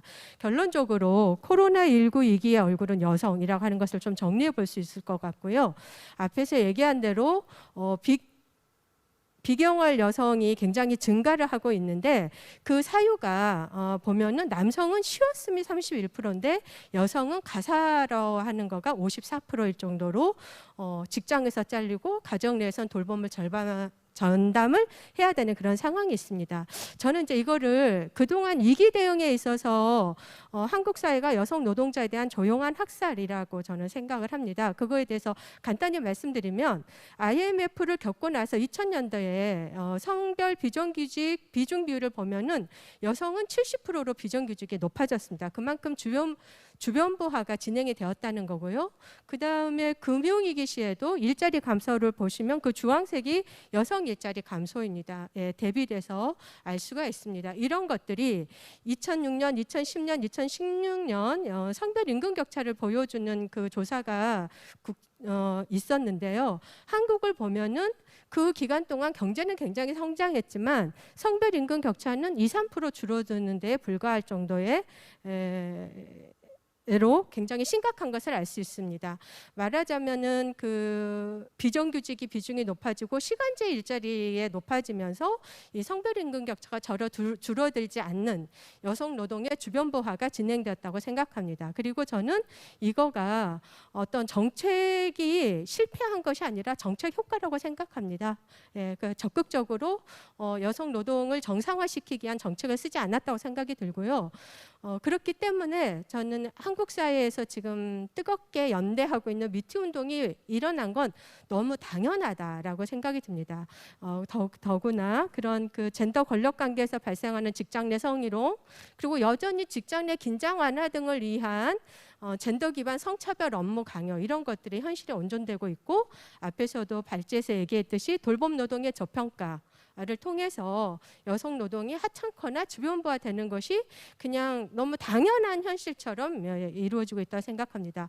그래서 저는 이 상황에서 여성 노동에 대한 뉴노멀, 여성 노동의 정상화가 매우 중요하다고 생각이 되고, 그렇게 하기 위해서는 성인지적 고용 대책을 추진해야 된다고 생각합니다. 예, 가장 빨리 해고하고 가장 나중에 가장 나쁜 일자리로 복귀시켰다면 코로나 위기 극복은 달라야 된다고 생각하는데, 첫 번째로 그 IMF나 금융위기 때처럼 성별화된 노동의 이계를 통한 여성 일자리 및 돌봄 위기를 지속했을 경우에는 그런 가부장적인 국가 대책으로는 이 코로나19 위기를 극복할 수가 없다라고 생각이 들고요. 그래서 이런 여성 일자리 및 돌봄 위기에 대한 공론화, 국정 아젠다 설정이 필요하다고 생각합니다. 특히 저는 매달 통계청에서 발표를 하죠. 고용 동향. 이럴 때 지금 제가 앞에서 얘기한 것처럼 여성 일자리와 돌봄 위기가 어느 정도인지 성인지 통계가 저는 좀 필요하다고 생각이 됩니다. 그리고 두 번째는 여성 노동의 그런 정상화를 위한 실행력 있는 대책이 마련돼야 된다. 그래서 돌봄 경제를 개념화하고 돌봄의 공공성을 강화하는 것, 이런 것들이 필요하다고 생각이 됩니다. 잘렸는데요. 거기에 이제 특히 언택트를 강조하기 때문에 서비스직에 있는 여성 일자리 감소가 두드러질 수밖에 없습니다. 그래서 거기에 대한 대책이 필요하고 성별 임금 격차를 줄일 수 있는 실행력 있는 대책을 수립해야 되지 않나 생각합니다. 시간이 없어서 3번, 4번은 눈으로 보시고요. 저는 5번 돌봄 사각지대에 대해서 좀 공론화가 필요하다고 생각합니다. 앞에서도 보면은 그런 돌봄 위기로 해서 정말 그 극단적인 사례들이 있는데, 일자리나 돌봄 고충에 대한 위기를 공론화하고 상담하고 자원 연계하는 이런 것들은 지금 매우 시급히 필요하다라고 생각이 듭니다. 그리고 이제 얼마 전에 OECD에서 2020 한국 경제 보고서를 발간했고 기획재정부에서 이를 보도를 했어요. 그래서 내용을 보니까 그 주요 공고에 성별 임금 공정성을 강화하기 위해 전국 단위 임금 격차 결정 요인 분석 결과를 발표한다라는 내용이 있습니다. 이거를 권고를 했는데 이러한 구체적인 그 개선 대책 같은 거가 마련이 돼야 된다고 생각합니다. 지금은 우리는 경제 성장의 빛만을 쫓아왔습니다. 그런데 이제 그 그늘이 매우 깊고 그 그늘에 돌봄 위기, 여성 일자리 위기가 놓여 있다고 생각합니다. 그래서 이러한 것을 우리가 이 과정을 그냥 어떤 불안과 공포에 잠식당하지 말고 일터의 성차별을 근절하는 그런 일터 민주주의, 그리고 돌봄 책임의 민주적 배분이 이루어지는 돌봄 민주주의를 같이 추진해서 정말 워라밸, 누구나 지금 원하고 있는 거잖아요. 일과 돌봄이 공존하는 어떤 성평등한 사회, 워라밸 사회로 갈 수 있는 그런 제도적 기반을 마련해야 되지 않을까, 그게 진정한 대책이 될 수 있지 않을까 생각합니다. 이상 토론 마치겠습니다. 감사합니다. 이민영 선생님께도 저희가 10분밖에 못 드렸는데요. 다음 토론자분들께도 10분을밖에 할애를 못 해드려서 굉장히 죄송합니다. 가장 늦게 취업하고 가장 빨리 해고된다. 그 말을 여성 노동자에 대한 조용한 학살이라는 엄청난 울림이 얻는 말로 정리해 주시면서 여성 노동에 대한 뉴노멀을 정립해야 되는데, 그것 역시도 앞서 두 분 발제자께서 말씀하신 케어를 중심으로 한 이코노미에 대한 상상력을 우리가 가질 때 가능하다, 뭐 이런 말씀 해주셨습니다. 다음 토론자분으로는 아네리스 스팀 선생님을 모시겠는데요. BSR 여성 역량 강화 담당 매니저로 계십니다. 역시 시간 관계상 저희가 긴 소개는 못 드리고 자료 참고해 주시면 되겠습니다. 아네리스 스팀 선생님 들리시나요? 네, 네. 여러분 안녕하십니까? 거긴 몇 인사드리겠습니다. 시예요? 주무시다가 일어나신 거 아니에요? 네, 9시 반이라서 아, 그렇게 네. 나쁜 줄 계속하진 네, 않습니다. 그렇군요. 네, 네. 그렇다면 두 분 발제 들으시고 토론해 주시기 바랍니다. 고맙습니다. 네, 감사합니다. 여러분 모두 대단히 감사합니다. 이 자리에 올 수 있게 되어서 기쁘게 생각하고 이렇게 많은 그 발제들을 들을 수 있어서 상당히 흥미로웠습니다. 좀 중복되는 부분도 있어서 제가 중복되는 부분을 최대한 이제 짧게 처리를 하고 넘어가도록 하겠습니다. 아주 빠르게 진행을 해보겠는데요. BSR에 대해서 모르시는 분들에 대해서 소개를 드리도록 하겠습니다. 저희는 글로벌한 비영리 네트워크입니다. 265개 이상의 기업, 파트너 네트워크로 구성된 비영리 기관이라고 보시면 되겠습니다. 공정하고 지속가능한 세상을 만들어가는 것을 목표로 하고 있습니다. 인권, 기후, 지속가능성, 저는 이제 지속가능성 그리고 성 인파워먼트 쪽에서 일을 하고 있지만 이렇게 다양한 부문에 있어서의 야심찬 가치 또 비전을 목적으로 하고 있습니다. 그리고 저희가 저희 파트너 기관들 그리고 기업 기관들과 함께 노력을 해서 우리가 어떻게 해서 성평등을 달성을 하고 특히 이제 코로나 시대에서 여성의 노동권을 어떻게 보장하려고 하는지에 대해서 말씀을 드리도록 하겠습니다. 우선 저희 전체적인 비즈니스 환경에 대해서 말씀드리고자 합니다. 전반적으로 봤을 때 이 사업의 환경이라는 것 자체가 굉장히 달라지고 있습니다. 여성뿐만이 아니라 모든 노동자들에게 있어서 업무 환경이 굉장히 많이 변화하고 있습니다. 특히 두 가지를 말씀드리고 싶은데요. 이게 이제 더 이상 기업들이 이윤이 가장 중요한 것은 아니다라는 것을 알고 있습니다. 소셜 미디어라든지 지금 다양한 변혁들로 인해서 우리가 제대로 된 올바른 활동을 하지 않으면 소비자들이 우리의 등을 돌릴 것이다라는 것을 알고 있습니다. 그래서 이윤을 쫓는 것만이 다가 아니다라는 것을 알고 있습니다. 그래서 직원들의 니즈에 어떻게 대응을 하는지도 굉장히 중요해지는 것이고요. 특히 재택근무를 해야 되는 직원들에 있어서 어떤 지원을 하고 있는지, 특히 최전선에서 일을 하고 있는 직원들에게 어떤 지원을 하고 있는지가 굉장히 중요해졌다라는 것을 많은 기업들이 인지하고 있습니다. 이미 다른 연사분들이 말씀을 다 해주신 것인데요. 여성 노동자들이 특히 또 직면하고 있는 문제들이 많이 있습니다. 기업들도 알고는 있지만 이제 돌봄 얘기도 나중에 제가 더 할 것이지만 가정 폭력도 하나의 큰 문제라고 할 수 있겠습니다. 일부 기업들은 우리가 이 새로운 이 재택근무를 하고 있는 사람들이 많기 때문에 이 가정이라는 그 근무 환경, 에번이나 포토폰과도 같은 기업들은 특히 자신들의 플랫폼을 사용을 해서 이 문제에 대한 인지를 높이려고 인식을 더 높이려고 노력을 하고 있습니다. 그래서 가정 폭력에 대해서 그 위험성을 많이 알린다든지 경각심을 불러일으킨다든지 하고 있습니다. 그리고 또 많은 자원, 지원을 해서 가정 폭력을 근절하고자 많은 노력을 기울이고 있다는 말씀드리겠습니다. 그다음에 기업들이 지금 직면하고 하는 문제들에 대해서 특히 돌봄의 측면에서 좀 말씀드리고자 합니다.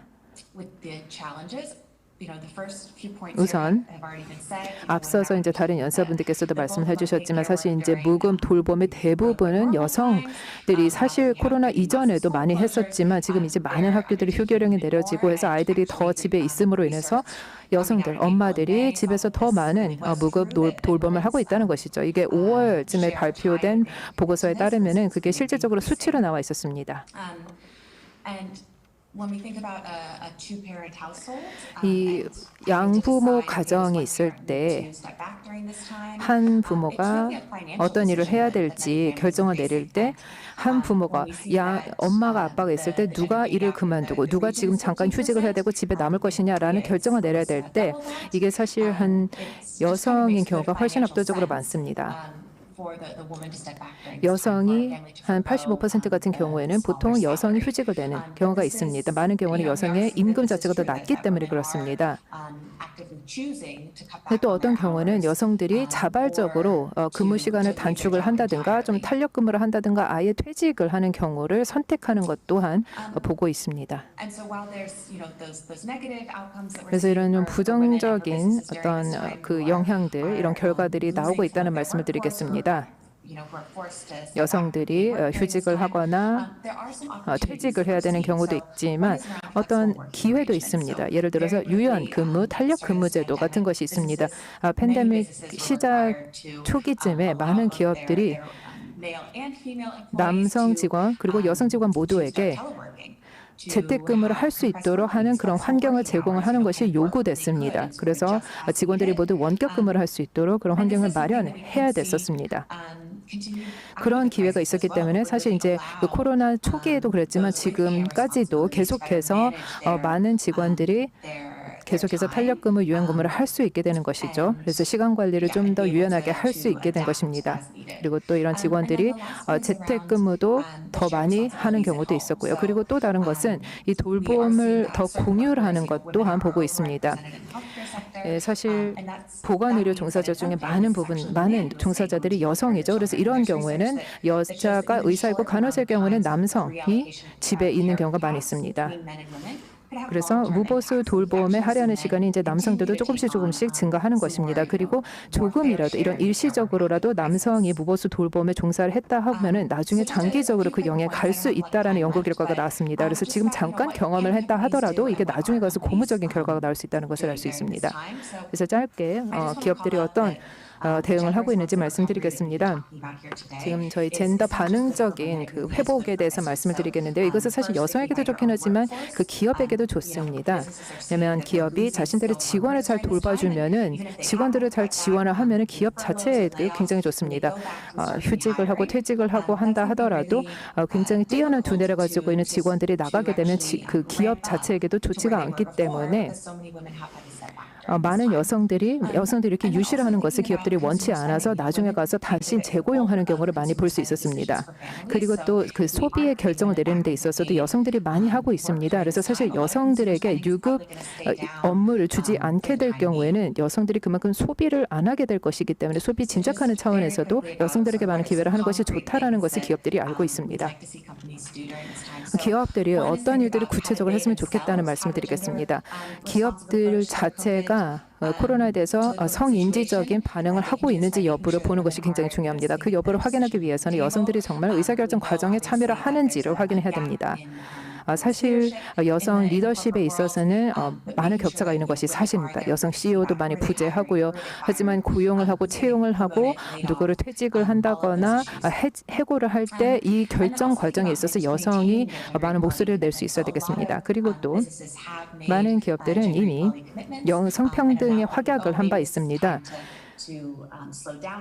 오히려 이제 코로나 시대이기 때문에 우리가 좀 성평등이 아닌 또 다른 데 좀 자원을 초점을 맞춰야 되는 것이 아닌가라고 생각을 할 수 있지만 오히려 코로나 시대이기 때문에 더욱더 성평등에 초점을 맞추면 더 빠른 회복을 할 수 있다는 것을 기업들이 알아줬으면 합니다. 그리고 마지막으로 근무 환경에서는 직원들을 잘 서포트하는 데 있어서 기업의 역할이 분명히 있습니다. 기업이 그만큼 책임을 가져야 합니다. 이것이 아동 돌봄 쿠폰을 제공을 한다든가 아니면 유급 휴가를 준다든가 남성, 여성 직원 모두에게 어떤 경우에는 그 유급 휴가를 준다거나 무급 휴가를 준다거나라고 하면 여성 직원들은 다 합니다. 하지만 남성 직원들은 한 25%만 휴가를 내고 나머지는 그냥 어떻게든 버티고 하는 경우가 많이 있는데 휴가를 줬을 때 남성 직원, 여성 직원 모두가 다 100% 쓸 수 있도록 장려하는 것 또한 기업의 역할이라고 할 수 있겠습니다. 많은 기업들이 이런 직원들에 대한 지원과 서포트를 적극적으로 제공을 하고 있는 것을 우리가 지금까지 목격해 왔습니다. 이쯤에서 저는 마무리를 하고 제가 사실 얘기를 더 하고 싶은 것이 많이 있지만 시간이 많이 없는 관계로 이쯤에서 마무리를 하도록 하겠습니다. 감사합니다. 네, 그 애널리스트 팀 선생님 감사합니다. 제가 만약에 좀 펀드를 어디서 따면요, 그 스팀 선생님 모셔다가 한국 기업인들에게 한번 발표하게 했으면 좋겠다는 생각을 하는데 이윤이 기업들이 지금 이런 변화가 생긴다고 하는데 이윤이 중요한 것이 아니다라고 말하는 기업이 어딘지 정말 찾아가고 싶을 정도입니다. 지금 그 말씀 중에 여성들을 소비자라고 생각하면서 끊임없이 여성들을 유혹하는 광고 뭐 이런 거 많이 우리가 비판해 왔는데 실제로 정말 생각하니까 여성들이 집안에서 주요한 소비를 결정하기 때문에 여성들에게 경제적인 권리가 삭제되면 소비가 진작되지 않고, 그것은 지금 코로나 위기처럼 경제를 엄청나게 걱정하는 상황에서 굉장히 중요한 시사점을 준다고 생각합니다.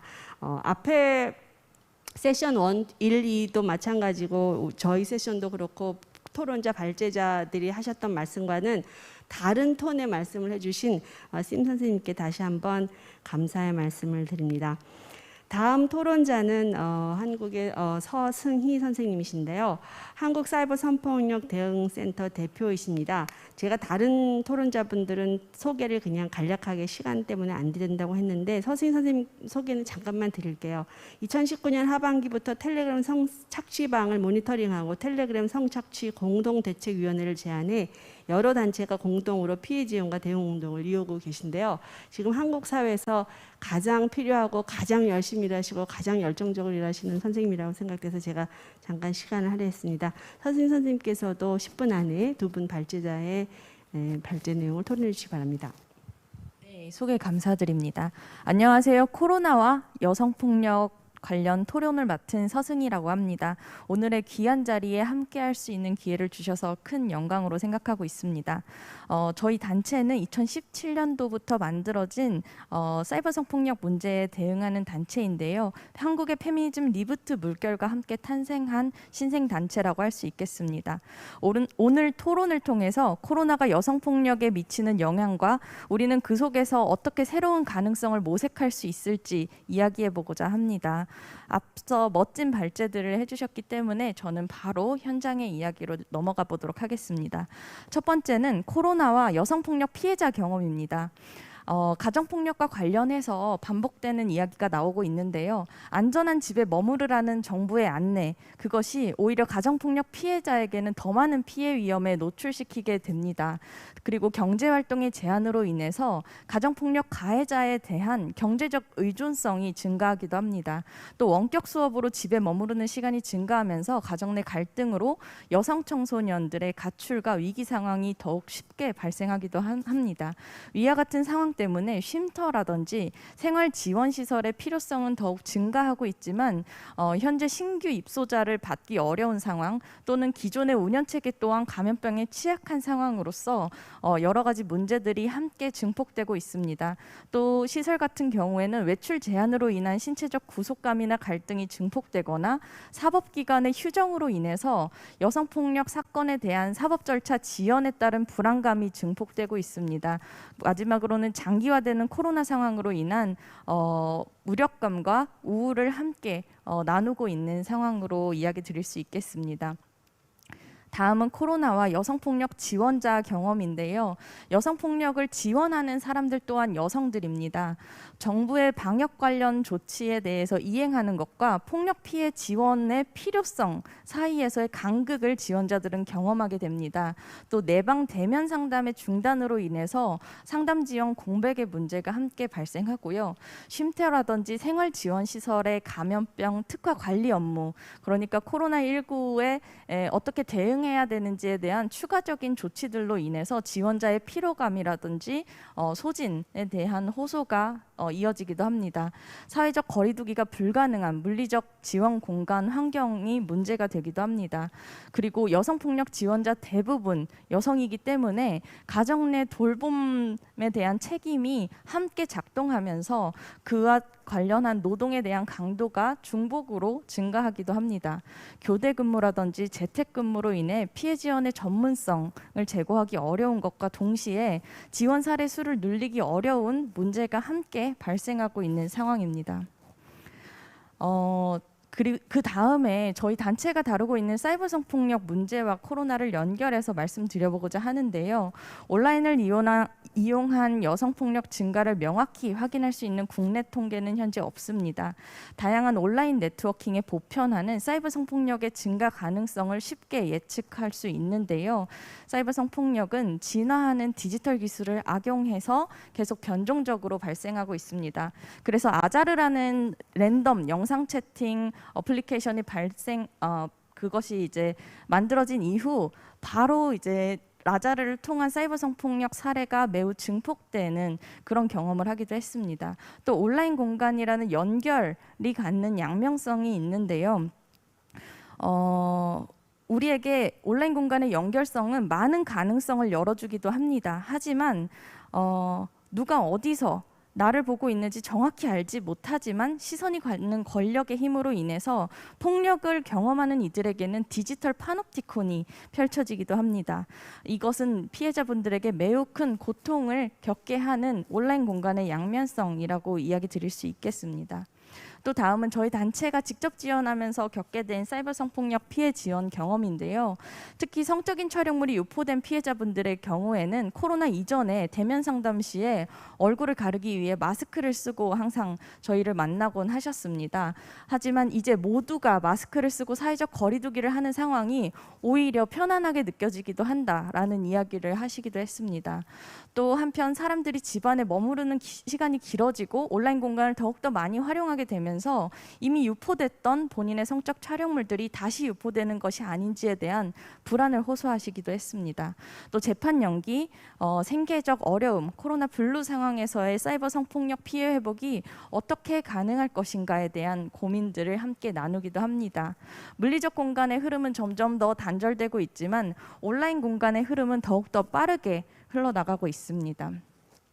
온라인 성착취 네트워크가 한국 사회에서 발생했는데 그것은 한국 사회가 가진 뛰어난 인터넷 기술의 발달과 IT 기술의 발달이 함께 가지는 양면성이라고 할 수도 있겠습니다. 온라인 성착취 네트워크는 한국적인 특성을 가지고 있습니다.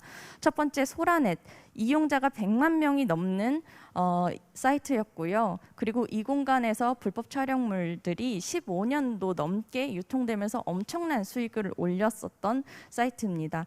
웹하드 카르텔은 조직적인 방식으로 산업화되어서 여성들의 피해 촬영물을 유통시키고 다시 그것을 돈을 받고 삭제해주면서 카르텔 구조를 이루었었던 문제였고요. 버닝썬은 지금까지 클럽이라는 공간에서 여성 착취와 성폭력이 어떻게 유지돼 왔고 그것이 온라인 공간에 다시 어떻게 연결됐는지 보여주는 사례였습니다.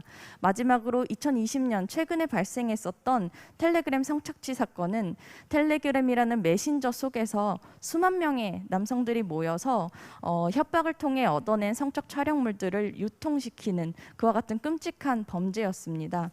그리고 이와 같은 이 범죄들에 대해서 한국의 여성들은 다시금 온라인을 통해 모아낸 힘을 가지고 이런 온라인 성착취 네트워크를 실체를 드러내고 깨부숴 나가고 있습니다. 우리는 절망 대신 가능성에 초점 맞추어야 한다고 생각합니다. 한국의 페미니즘 리부트 물결은 2015년 발생했던 메르스 사태와 굉장히 긴밀한 연결이 있습니다. 이 페미니즘 리부트 물결은 온라인 공간에서 발생한 여성폭력에 적극적으로 대항해 왔습니다. 재난은 기존 질서의 혼란을 야기하고 그리고 혼란은 전복의 기회를 만들 수 있기도 합니다. 마치 하얗고 같았었던 한국의 온라인 커뮤니티 상황이 있었는데요. 그것은 여성 혐오와 여성 폭력으로 가득 차 있기 때문이었습니다. 2015년 메르스 관련한 보도가 여성 혐오적인 방향으로 그렇게 연결되면서 남초 커뮤니티에는 오보로 인해서 여성 혐오와 관련한 게시물들이 넘쳐났는데요. 그것이 가짜 기사였다는 것을 확인한 이후에 여성들은 그 메르스 갤러리에다가 그동안의 여성 혐오에 대한 쌓였던 분노를 터트리는 장으로 활용했습니다. 이후 디스인사이드의 메르스 갤러리라는 커뮤니티가 독립적인 사이트로 분화하여서 메갈리아라는 사이트가 만들어졌고요. 이곳에서 많은 여성들이 본인을 페미니스트로 정체화하면서 온라인 공간에서의 여성폭력과 여성차별과 여성 혐오에 대한 싸움을 이어나가고 있습니다. 그들은 페미니즘 리부트, 메갈리안, 영영 페미니스트, 온라인 페미니스트라는 이름을 갖고 있기도 합니다. 그리고 실제로 이 메갈리아라는 사이트에서 이루어진 움직임들로 인해서 소라넷이 폐지되는 성과로 연결되기도 했습니다. 네, 이렇게 메르스 사태라는 재난이 한국의 여성운동에 커다란 변화를 만드는 사건이 되기도 했는데요. 그래서 우리는 다시 또 코로나 시대에 새로운 기회들을 모색해야 된다고 생각합니다. 온라인 공간에 새로운 상식을 만드는 것이 필요합니다. 확장되는 온라인 네트워크 속에 새롭고 안전한 상식을 만드는 것은 전 세계적인 숙제입니다. 그 중에서도 한국이 그 선도적 역할을 해낼 수 있다고 생각합니다. 온라인 공간에 새로운 상식이 만들어진다면 온라인 성착취 네트워크를 파괴할 수 있는 기반이 될 것이라고 생각하고요. 또 온라인이 하나의 공간이고 이 공간에 대한 적극적 개입이 필요하다는 인식을 정부를 포함한 더 많은 사람들이 할 필요성이 있습니다. 우리는 코로나로 인해서 더욱더 입체적인 여성차별과 여성폭력 실태를 경험하고 있습니다.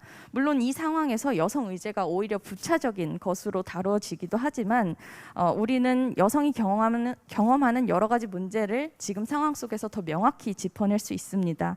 이 속에서 가능성을 짚어내고 실제 변화를 이끌어낼 수 있기를 진심으로 바랍니다. 감사합니다.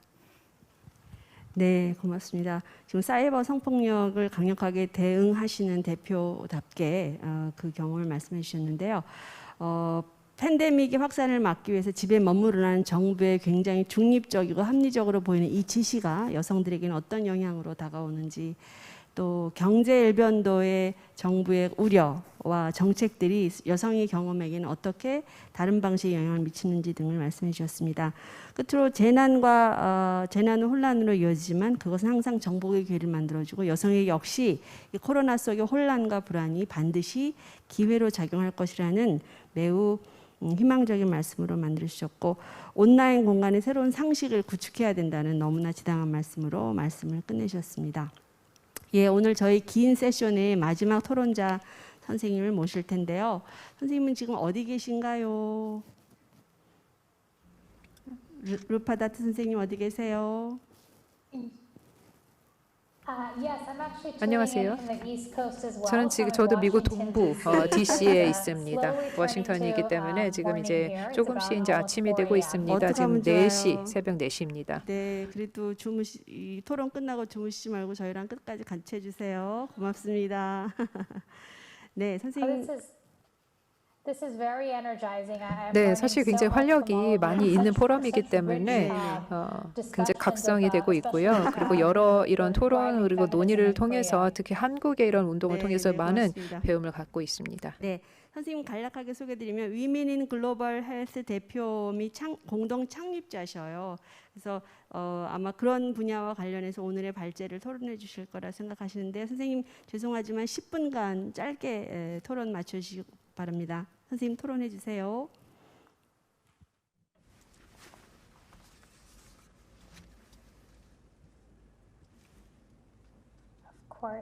네.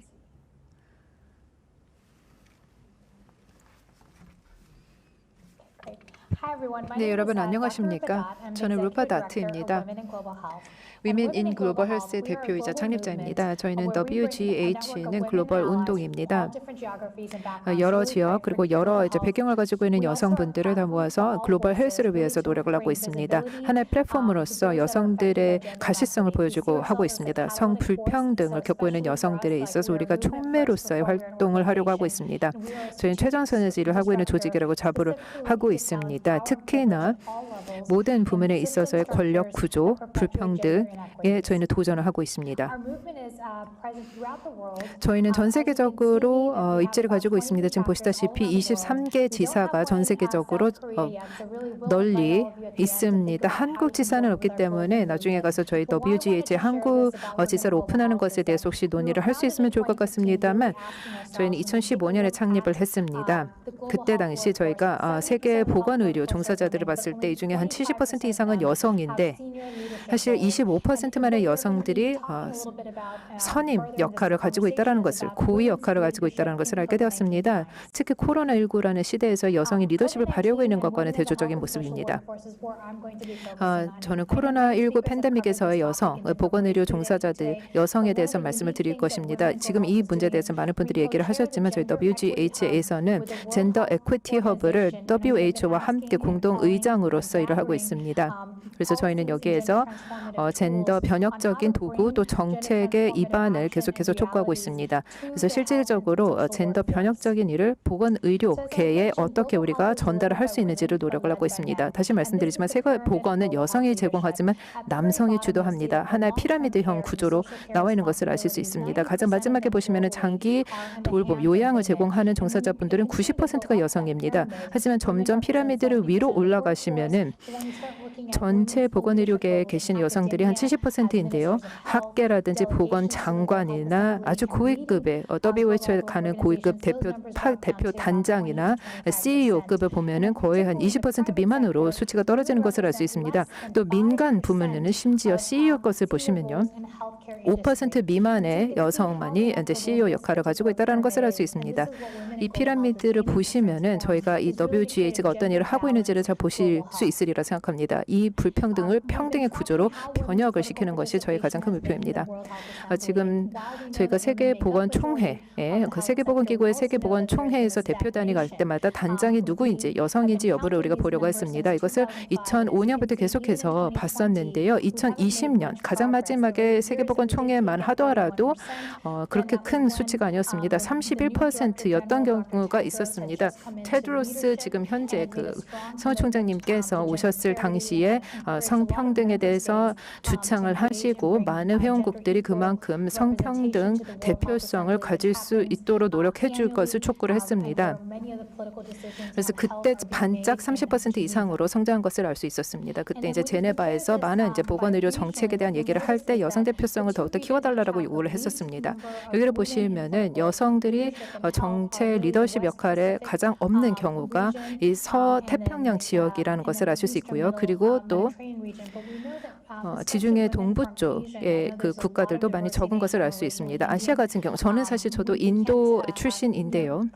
아시아에서도 많은 다양성이 있습니다. 아시아에서도 여러 국가들이 있는데 아시아에서는 여성들이 글로벌한 플랫폼에서의 대표성이 가장 떨어지는 경우가 많이 있습니다. 아시아 여성의 참여율, 아시아 여성의 목소리를 내는 그 비율이 굉장히 낮다는 것입니다. 권력과 특혜라는 렌즈를 통해서 한번 보도록 하겠습니다. 글로벌 헬스에서 190개 이상의 그 글로벌 보건 쪽에 있는 조직이나 기구를 봤을 때 저소득 국가들의 여성들은 전체 리더십 역할의 5% 미만을 담당을 하고 있습니다. 저희 글로벌 헬스에서 하려고 하는 일은 이런 저소득 국가의 타겟팅을 하는 것입니다. 이 저소득 국가에서의 여성의 리더십의 역할이 있는 것이 5%에 불과하기 때문에 어떻게 해서 우리가 더 많은 제도, 어떤 사업들을 해서 이런 취약한 국가들에 있는 여성들이 더욱더 높은 자리로 오를 수 있도록 노력을 할 수 있을까라는 데 있어서 우리가 많은 고민을 하고 있습니다. 어떤 식으로 사업을 설계를 하고 제도를 설계를 해서 이 성에 보여지지 않게 젠더 블라인드하고 포괄적인 방식으로 할 수 있을까를 생각을 하고 있습니다. 저희가 WGH에서 글로벌 헬스 세큐리티 캠페인을 하게 됐었습니다. 여성이 무조건 취약한 존재가 아니라 리더다라고 저희가 캠페인을 홍보를 하고 있습니다. 여성들이 이런 노력을 하고 있다는 데 있어서 우리가 5가지 축으로 많은 목소리를 내고 하고 있습니다. 여성들의 평등한 대표성을 보장하고 안전하고 양질의 일자리를 제공받을 수 있도록 하고 공정한 임금을 받을 수 있고 무급 업무에 대해서는 공평한 공유가 있기를 우리는 보장을 하는 것을 촉구하고 있습니다. 여기에 대해서는 많은 연사분들이 이미 얘기를 하신 것으로 알고 있습니다. 그리고 또 성반응적인 접근이 있어야 된다. 특히 데이터를 축적을 할 때 있어서 지금 현재 52개 국가만이 세계보건기구에 보고를 할 때 성별로 나눠서 코로나19의 감염률을 제공을 하고 있습니다. 그리고 또 마지막으로는 예산이 불충분하다. 사실 그 최전선에서 기구 여러 조직들이 이런 성별 지원을 하고 있는데 이들 기구들의 예산이 부족하다는 말씀을 드리겠습니다. 한국에서의 여권 신장을 위해서 많은 분들이 동원되고 있다는 얘기를 들어서 상당히 고무적이었습니다. 저희 Women in Global Health가 웨비나를 통해서 어떻게 연결을 하고 있는지 인도에서도 그렇고 여러 나라에서 이렇게 여러 사람들이 여러 여성들이 모여서 성추료에 대해서 어떻게 목소리를 내고 있는지 지금까지 한 100개 이상의 웨비나가 저희 WGH가 주최를 하고 저희가 공동 주최한 웨비나만 100여 개 이상이 된다는 말씀을 드리겠습니다. Women in Global Health 그리고 젠더에 대해서 이렇게 많은 웨비나를 했다라고 말씀을 드리겠습니다. 있고 아마 오늘 대한민국 성평등 포럼도 이 중에 하나가 되지 않을까 생각을 하고 있습니다.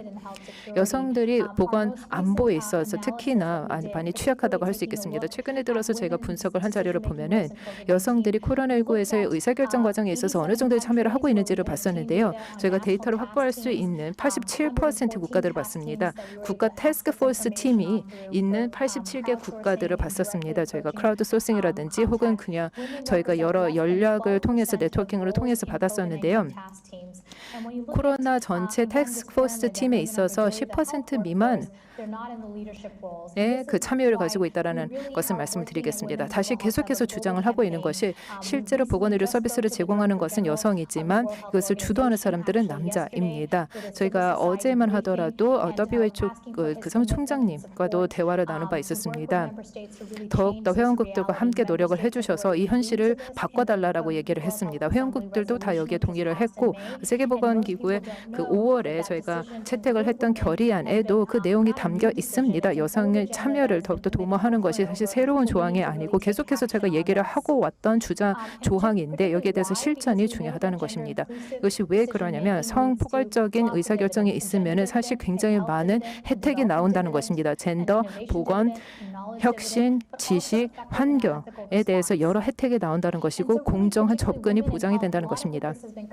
Women in Health 면에 있어서 보건의료는 이미 여러분들이 많이 얘기를 하셨지만 엄청나게 큰 임금 격차가 있습니다. 성별 임금 격차가 있는 것인데 이게 어떤 그 직업 부문에 여성들이 종사하고 있는지에 대해서 이제 달라지는 것입니다. 그래서 이 코로나19 같은 경우는 이번 팬데믹을 통해서 알 수 있는 것이 여성들이 안전하고 양질의 일자리를 제공받아야 된다는 것에 대해서 더 많은 사람들이 경각심을 가지게 됐다는 것을 알 수 있습니다. 지금 최근에 있어서의 협약이 또 나오게 되면서 더 많은 한국 정부도 이 그 협약을 190 협약에 대해서 비준을 해줄 것을 저도 촉구하는 바입니다. 여러분들이 여러 얘기를 해주셨지만 그 보건의료 체계에서 종사하시는 분들이 많은 경우에는 무력감을 느끼는 경우가 있다고 하고 있습니다. 왜냐하면 어떻게 하면 문제를 해결할 수 있다는 것을 알고는 있지만 본인이 의사결정 과정에는 참여를 하지 못하고 있기 때문에 굉장히 무력감, 상실감을 느낀다는 얘기를 많이 했습니다. 이미도 얘기를 많이 했지만 많은 여성들이 예방 가능한 출산 관련된 문제로 인해서 사망을 하는 경우도 많이 있었고요. 그리고 이 의료 체계 자체가 작동하지 않고 있기 때문에 많은 어려움을 특히나 여성이 많이 겪고 있다는 것을 알고 있습니다. 그리고 보고를 할 때 데이터 자체도 성인지적인 부분이 결여가 되어 있다는 것을 알고 있고 그리고 무급 돌봄 노동 같은 경우도 무급 노동의 한 50% 사실 여성들이 하고 있는 모든 업무의 50%는 무급 노동이다라는 결과가 나올 정도입니다. 그리고 마지막으로는 이것을 그 정치적인 어젠다의 가장 최우선순위로 설정을 해야 될 뿐만이 아니라 여성 운동 그리고 여성 조직, 여성 단체에 많은 예산을 할당을 해야 된다는 것입니다. 이런 집단적인 행동, 집단적인 노력에 동참을 해주실 것을 촉구합니다. 여러분 모두 WGH 운동에 동참을 해주실 것을 부탁을 하는 바입니다. 저희가 이런 주요 의제에 대해서 많은 노력을 하고 있고요. 그리고 모든 대화에서는 모든 의사결정 과정에서는 여성이 있어야 된다. 코로나19뿐만 아니라 모든 보건 정보에 있어서는 그렇다라는 말씀을 드리겠습니다. 네, 닷 선생님께서 정말 인텐시브한 토론을 하셨는데 결국 글로벌 헬스 리더십 안에서 피라미드 구조가 있고 여성은 이런 재난을 대응하는 데 있어서 의사결정권에 많이 참여하지 못하므로 거기서 나오는 정책 역시 오늘 발제자들께서 말씀해 주신 바로 그런 것, 돌봄을 중심으로 하고 있지 않은 남성 중심적인 그런 보건이 이루어지고 있다라는 말씀이셨습니다. 지금 저희가 시간이 많이 남아 있지 않았기 때문에 혹시 질문을 혹시 발제자들께서 토론자분들의 토론을 들으시고 하실 말씀 있으시면 그 고에치 선생님하고 배은경 선생님께서 잠깐만 간략하게 일단 토론 들으신 후에 선생님의 반응이 궁금한데요. 토론에 대해 토론자들이 토론을 듣고 어떤 생각을 하셨는지 고에치 선생님 한 말씀 해주시겠습니까? Sure. 네, 감사합니다. 루파 선생님께서 말씀하신 것과 마찬가지로 저도 큰 힘을 얻어갑니다. 또 영감을 받았습니다. 우리 한국의 연사분들의 발표를 듣고 많은 것을 배웠습니다. 여러분들께서 달성하고 있는 이것이 매우 인상적이고 대단하다 생각합니다. 중요한 것은 이것이 우리가 함께 하고 있는 고민이라는 것입니다. 특히 사이버 폭력이라는 것은 전 세계 모든 지역에 만연한 상황이기 때문입니다. 그래서 이 부분과 관련한 노력이 진행되고 있는 것에 감사드립니다. 또 뿐만 아니라 모든 연사분들, 모든 토론자분들께서 말씀하신 것처럼 여성 리더십의 중요성 다시 한번 저도 강조하고자 합니다.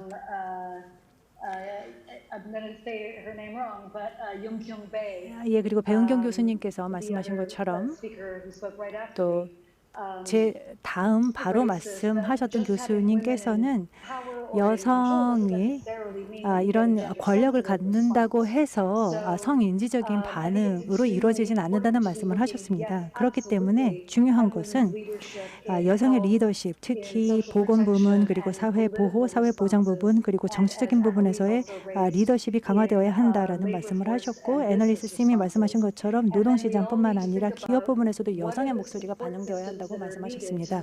그렇다면 어떠한 지원 체계가 필요할까요? 여성 지도자들이 이런 페미니즘과 관련한 반응을 이끌어내기 위해서는 어떠한 제도가 있어야 할까요? 또 여성을 위한 혜택을 제공하고 우리가 용기를 내어서 예를 들어서 더 이상 현 상태 유지는 안 된다. 우리는 과거의 노멀로 돌아가지는 않겠다. 우리는 뭔가 변혁적인 돌봄에 초점을 둔 이런 코로나19 대응뿐만 아니라 미래 사회를 건설하고자 한다라고 말할 것인가를 고민해야 됩니다. 네, 고맙습니다. 배은경 스님께서는 어떤 말씀하시겠어요? 네, 고맙습니다. 오늘 굉장히 생각보다 다양한 입장에서 이 문제를 바라볼 수 있었던 것 같아서 저도 굉장히 많이 배우게 되었습니다. 제가 말씀드리고 싶은 거는 이렇습니다. 그러니까 보건 의료에서 한국의 이제 여성 리더의 가시성이 좀 굉장히 중요하게 부각되었는데, 그리고 실제로 그 방역 영역에서는 상당히 많이 효과적이고 좋다는 거죠. 저는 그 영역이, 그런데 문제는 이 나머지 부분에 특히 경제적인 어떤 충격을 대응하는 정책이라든지 여타의 돌봄 정책과 같은 다양한 국가 정책의 중요한 의사결정에 여성의 시각이 반영되지 못하고 있는 것. 네.